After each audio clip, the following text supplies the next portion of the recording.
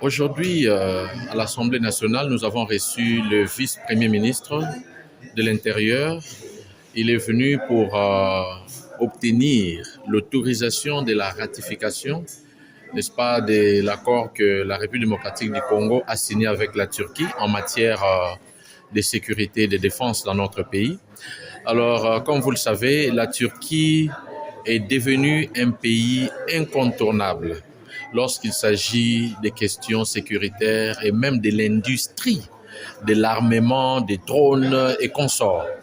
Alors, comme vous le savez, notre pays traverse des moments très difficiles en ce qui concerne l'insécurité qui bat son plein, que ce soit ici dans la ville de Kinshasa, à l'intérieur du pays et principalement dans la partie est de notre pays.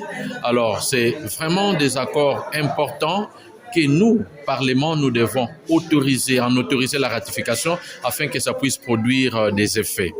Madame, comme vous le savez, ces accords ont été signés depuis 2014. Les élus du peuple que nous sommes, nous nous posons la question pourquoi depuis 2014, les gouvernements n'ont pas pris soin d'en obtenir l'autorisation de la ratification qui a déjà eu lieu.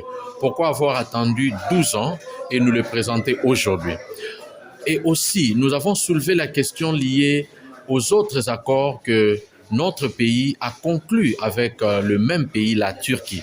Parce qu'il vous souviendra que le 20 février 2022, le 21, je crois, à l'occasion de la visite officielle du président Erdogan, président de la République de Turquie ici à Kinshasa, le président de la République, Félix-Antoine Tshisekedi Tshilombo, a conclu 7 accords.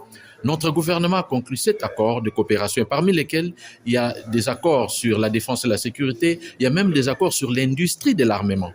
Alors pourquoi est-ce que le gouvernement n'a pas amené ces accords-là pour en obtenir l'autorisation de la ratification et attend à ce que l'on passe encore 10 ans pour ne pas bénéficier, n'est-ce pas, des effets positifs de ces accords? C'est pourquoi nous soutenons à ce que l'Assemblée plénière, quand bien même que ces accords nous sont amenés en retard, que nous puissions en autoriser la ratification, mais que le gouvernement hâte aussi les pas afin que tous les autres accords qui ont été signés puissent bien sûr revenir ici et que nous puissions donner notre quitus parce que le peuple congolais souffre et nous devons nous associer, nous lier avec ces pays qui ont fait des preuves sur le point de vue de la défense afin que l'insécurité dans notre pays cesse. Je pense que ces accords vont produire des effets positifs. Je pense que comme nous en autorisons la ratification, le gouvernement veillera à son exécution et le peuple congolais sera le seul bénéficiaire. Que ce soit ici, à Kinshasa, à l'intérieur du pays et à la partie Est,